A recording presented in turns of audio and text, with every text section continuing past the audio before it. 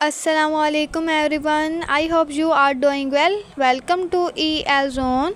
आज हम Ted Hughes की बहुत ही इंटरेस्टिंग और बहुत ही इम्पोर्टेंट पॉइंट पढ़ने लगे हैं, the thought focus, stanza by stanza plus summary. So आपने वीडियो का एंड तक ज़रूर देखना है ताकि आपका कोई भी इम्पोर्टेंट पॉइंट मिस ना हो जाए। हम स्टार्ट करते हैं।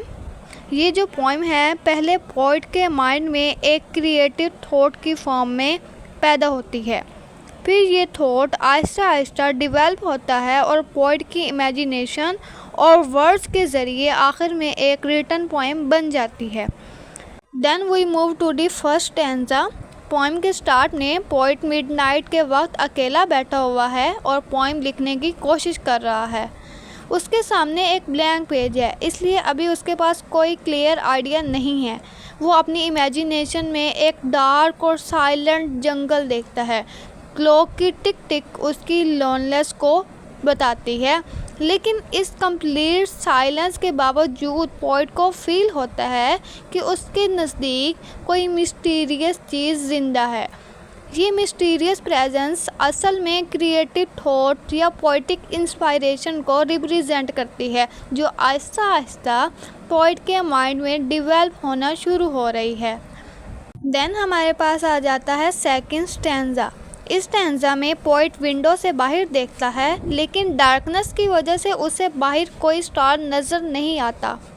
फिर भी उसे फील होता है कि कोई मिस्टीरियस चीज़ उसके करीब आ रही है।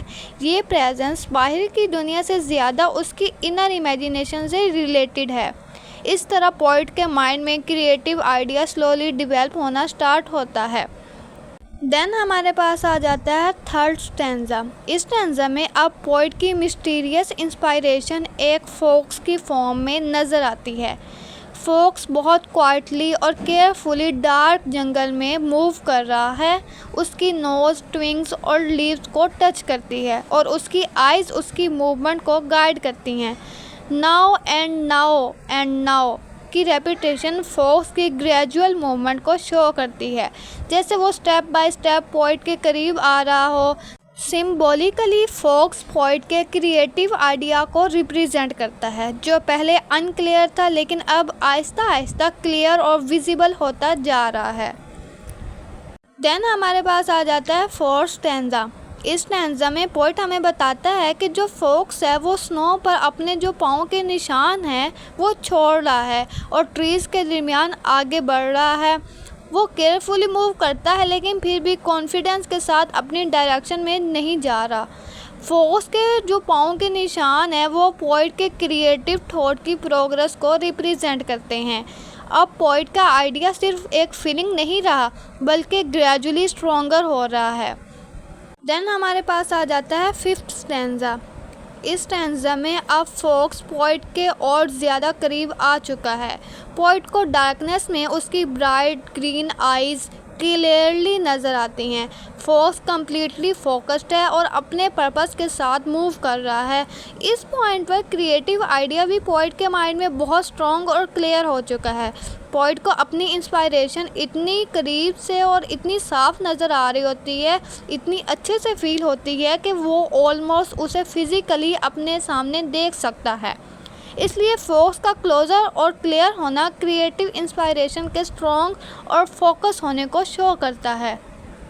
Now we move to the last stanza. Final stanza में पोइट हमें बताता है कि फोक्स पोइट के माइंड में एंटर करता है। Dark hole of the head poet के माइंड को रिप्रेजेंट करता है, जहां क्रिएटिव थॉट फाइनली कंप्लीट होता है। बाहर विंडो अब भी स्टेयरलेस है और क्लॉक अब भी टिक टिक कर रही है, यानी आउटसाइड वर्ल्ड में कोई चेंजिंग नहीं हुआ, लेकिन ब्लैंक पेज अब प्रिंट हो गया है, जो शो करता है कि पोइट की क्रिएटिविटी इंस्पायरेशन फाइनली एक कंप्लीट पोएम में ट्रांसफॉर्म हो गई है। बेसिकली इस पोएम में क्रिएटिव इंस्पायरेशन और पोएम लिखने के प्रोसेस के बारे में बताया गया है। स्टार्ट में जो पोइट है वो मिडनाइट के वक्त अकेला बैठा होता है और उसके सामने एक ब्लैंक पेज होता है। उसके माइंड में एक मिस्टीरियस फीलिंग होती है। सिर्फ आहिस्ता आहिस्ता वो फीलिंग एक फॉक्स की शेप ले लेती है और फॉक्स डार्कनेस से मूव करता हुआ पोइट के करीब आता है। फोक्स को ग्रेजुअल मूवमेंट पोइट के क्रिएटिव आइडिया के ग्रेजुअली डेवलप होने को रिप्रेजेंट करता है। लास्ट में फोक्स पोइट के माइंड में दाखिल होता है और ब्लैंक पेज प्रिंटेड हो जाता है। आई होप आपको वीडियो अच्छी लगी होगी। Don't forget to like share and subscribe. Thank you for watching. अल्लाह हाफिज़।